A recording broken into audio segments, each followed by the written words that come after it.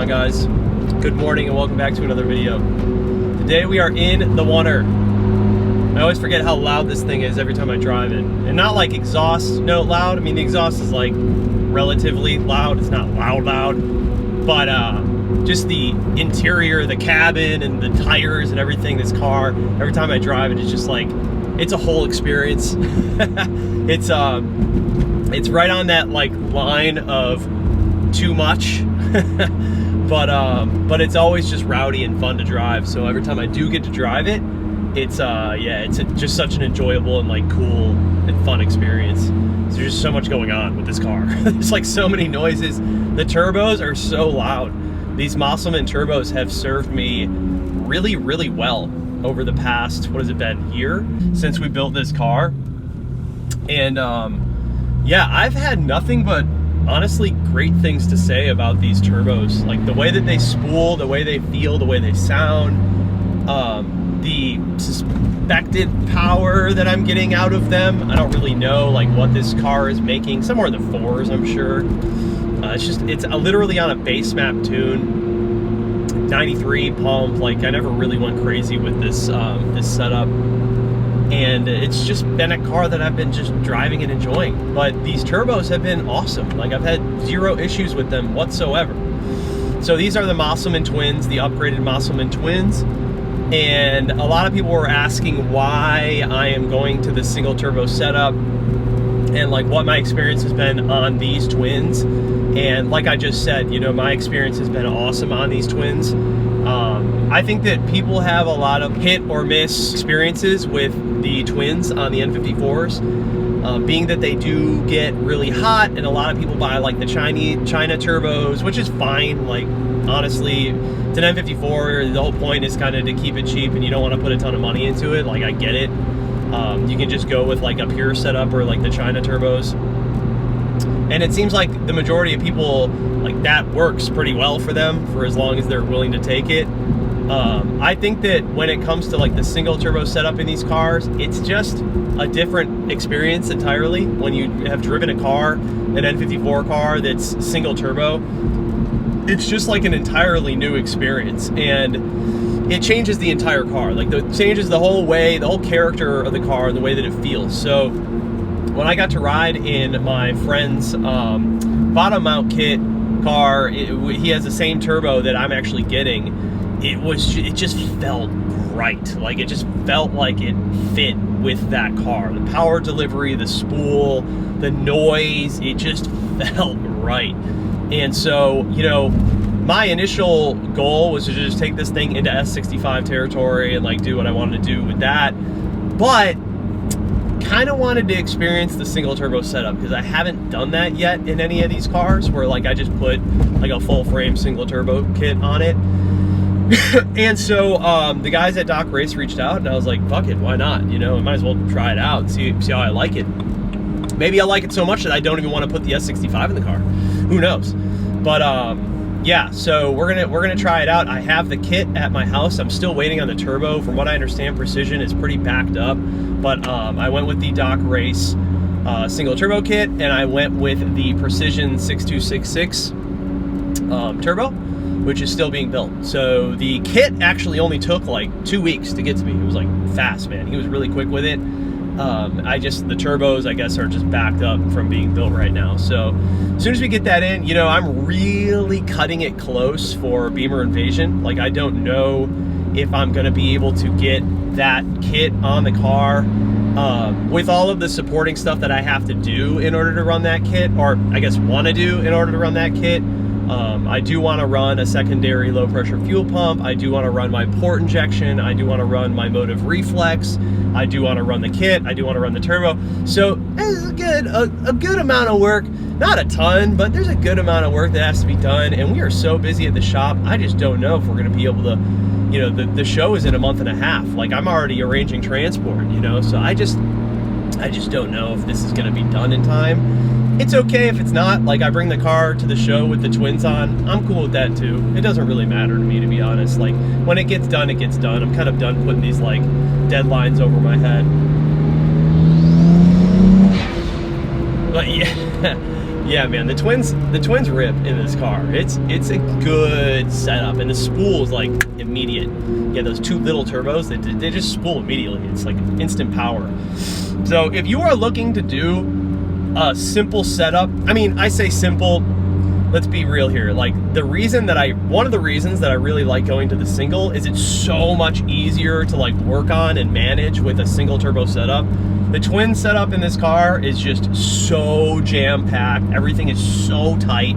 If you have to change anything, it's a lot more work comparatively to the single turbo setup. I think the single turbo setup just looks also a million times better than the twin. You can't even see the twins.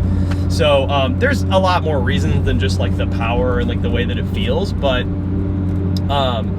you know, if you are looking to not have to change too many things and just keep it the way it is and just, you know, run your same fueling setup, like the twins will get you there. Like it's really all you need. The thing is, like, these twins, these Musselman twins are expensive. Like I'm not even gonna front. I think that these are probably way more than you need to spend in order to like go down that road to do twins. These are like $3,500 upgraded twins, when like you could do pure, which I think is a little bit cheaper. And of course you could do the China turbos, which are like super cheap. I just don't know about longevity with those. Some people have like really good experiences with them, and some people have terrible experiences with them, which is just like kind of everything on the internet. But with these turbos in general, it's been really good. The only negative thing I have to say about these turbos, which I also don't think is like,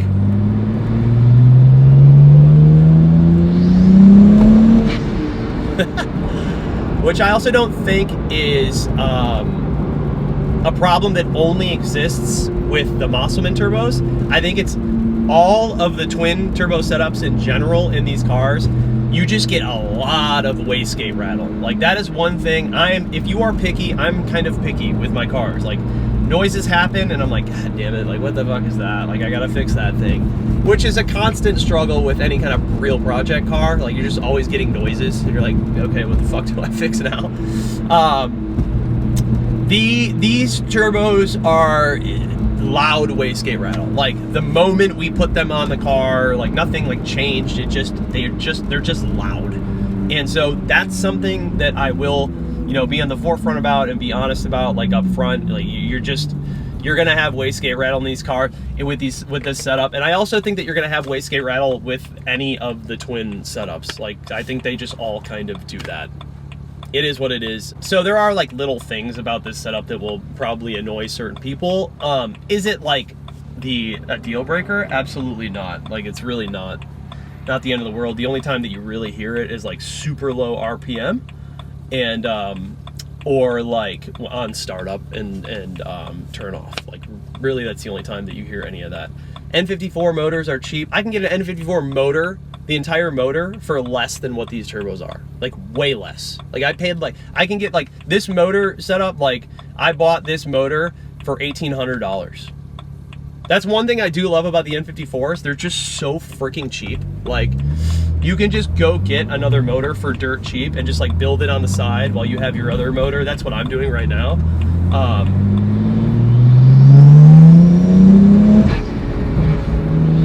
And I've not had any issues with this setup either. Like it's just been super reliable, you know, which is like reliable and N54 in the same sentence. It can't be, but it has been really good. Like any issues that I've had with this car, they've all been initial install parts issues, like silly things, like fuel pump was installed incorrectly, like some things weren't tightened down, some things needed to be rerouted, like nothing pertaining to like the engineering of the motor or the car has created any issues for me whatsoever. So I've had no issues when it comes to like N54 stuff. But yeah, this one in particular has just been like, I've just had a really awesome experience with it, like all around. This car in general, dude, like it's just been so fun. It's been one of the best build to build because everything has just sort of, I mean, there have been roadblocks, but like for the most part, everything has pretty much gone to plan really well with this car. Like it's been an effortless process for the most part, you know, outside of the things that I kind of expected were going to be problems. It's been like a pretty good, fun, easy process. I don't know what you're doing, bro. Yeah, this thing rips, dude. The only thing about this car that I haven't like been fully satisfied with is just the it's just the suspension and like the rear subframe and like little things like that. It's just like sloppy, and that's kind of to be expected because it's a 135 like stock rear end, you know, and like I have all of this other shit upgraded. So obviously those are things that I'm tackling in 2024. This car is going to be like an animal when I'm done, dude. It's going to be set up so good. So good. No corners cut on this thing. It's going to be good. Ooh. Oh! Rub. The rub.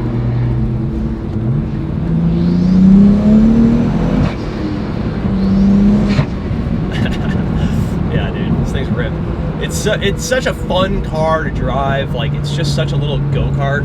You just whip it around. But when you get into like the handling, it's just the rear end is just like really just like sloppy, just kind of mushy, you know? It just needs the same attention that I've given everything else. And then it's just gonna be so good. It's gonna be so tight and solid. So I'm really looking forward to the rear subframe stuff. It's like something that you're not going to be able to see, you know, but it's going to change the entire character of this car. Like, truly change this car into like a good performing car.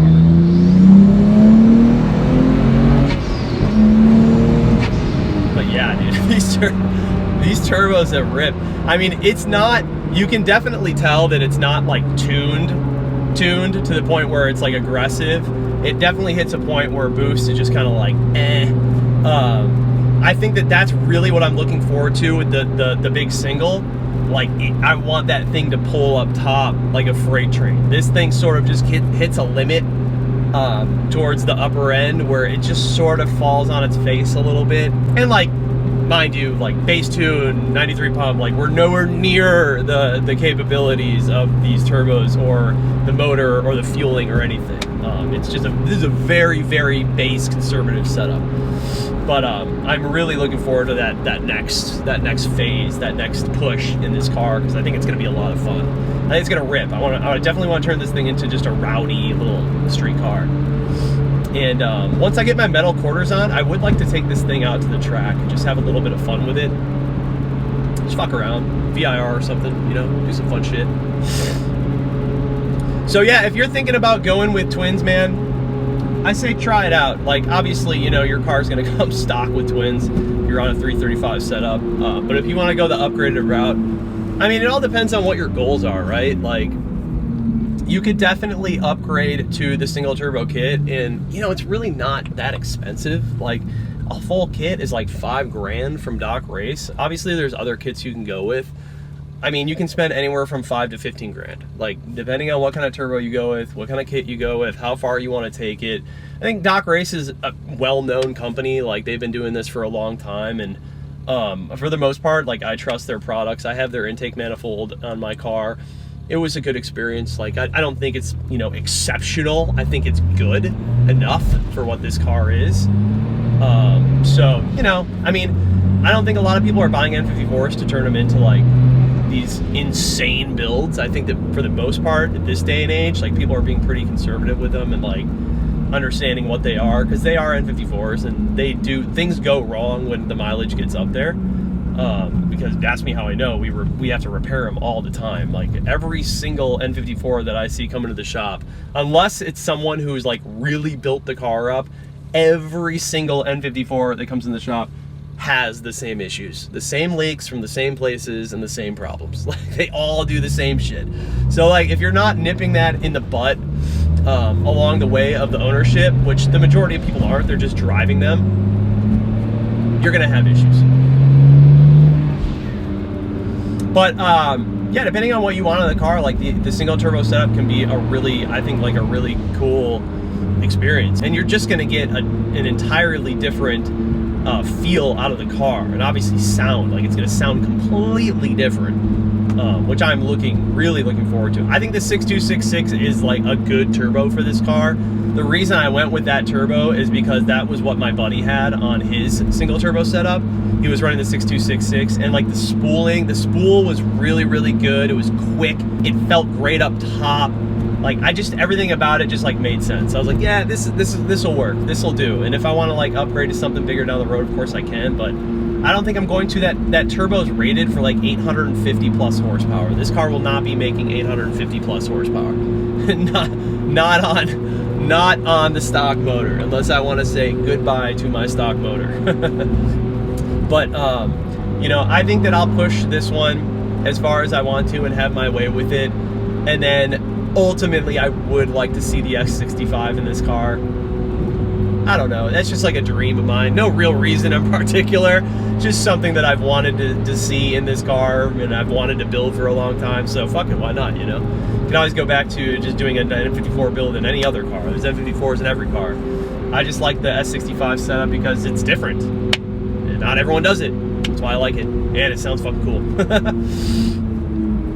So we'll get there as well, but gotta walk before you can run. The coilovers on this car are the ST coilovers, which are like the cheapy versions of KWs. I mean, man, you can just really tell, like, this car's so good, and then it comes down to the suspension, and it's just bad. It just kind of falls on its face a little bit.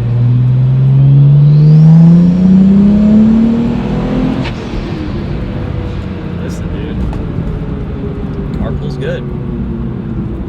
Carpool's good, man. And I take this thing out every weekend and purposely just dog on it, dude. I just drive it hard. And the reason that I do that is because I really want to see, like, what are the limits with this setup and how long can I push it until, like, I hit a failure point in something. And then I know, okay, it's probably time to, like, that's the next thing that I need to worry about addressing in the car. I think that that's like a great way to just find out the weak points in these cars. I've sort of weeded them all out. Like, I've pushed the car enough to find out, okay, this thing is not going to work with this setup. This is pushing it too much for this part of the car. And you just find those weak points over time. Things move around, shift, you know, anytime you're building a car like that.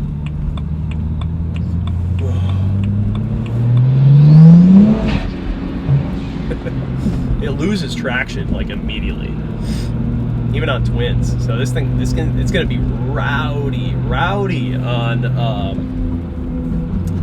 the singles. I ended up changing the tire size in the rear. I had 295/30/18 in the rear. Ended up going down to a 275/35/18. So I increased the sidewall and I brought in the width, which is actually really interesting with the R888Rs. Like, I thought, so I have RT660s on the other car. Oh, I'm sorry, RT615s, the Falcons on my M3, and they are the same size in the rear, same exact wheels, just different colors. And the stretch is like, there's so much stretch in the Falcons. But with the composition of the R888Rs, there's like no stretch even on a 275/35/18 in the rear. It's crazy. So, like, I like that because the sidewall is much more uniform with the 35, and I had to bring the width in a little bit because the 295 was just hitting everything in the rear. And I think that that's pretty much how well, I'm almost certain that that's how I cracked the rear quarter on this car, being that it's fiberglass. Like I said before, like, this, I don't really care about that. Like, fiberglass is fiberglass. I knew that was going to happen at some point. Like, with the way that I drive this car, I was like, it is only a matter of time. Like, I'm just biding time until I smack a tire into the rear quarter, the fiberglass, and just crack it. And of course it happened. Like, I knew it was gonna happen. So, but I'm going to metal. Like, I don't, whatever, you know what I mean? Like, I was at the point where I was like, I don't even, like, the body shop offered to fix it for free, but I was like, I don't even fucking care, dude. Like, I'm just gonna do it again. I'm just gonna break it again. Like, I'll just order the metal ones, and when they get here, let's just put them on, because inevitably that's the direction to go, and then I never have to worry about it again. And it's like, cool, like I have an entire rear metal quarter panel, and I can run whatever fucking tire I want, and like the worst that happens is I get a little bit of rub, you know, but obviously not ideal, but like, you get the point. So yeah, we will have the metal quarters going on too, which I think is going to make a big difference in this car. Probably change like the rigidity of it a little bit, I'm sure too. They got to cut out the whole thing and fucking re-weld in the new ones. It's going to be crazy. A lot of work. Glass out job. I don't know what it's going to cost. They were like, well, just get us the parts and we'll figure out what it's going to cost. I'm like, oh, great. Awesome.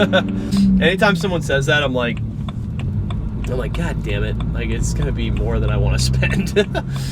But, probably should have just gone with metal in the beginning, but whatever, man. Sometimes you just got to try shit out for yourself and see how that works. You know what I mean? You never know. You never know until you get into it.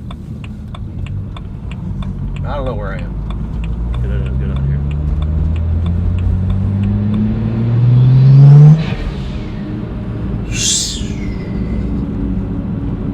Loud, man. This car's loud. Today's the first of the year, the first of 2024. Get those New Year's resolutions in, folks. People still do that? Oh, yeah, dude.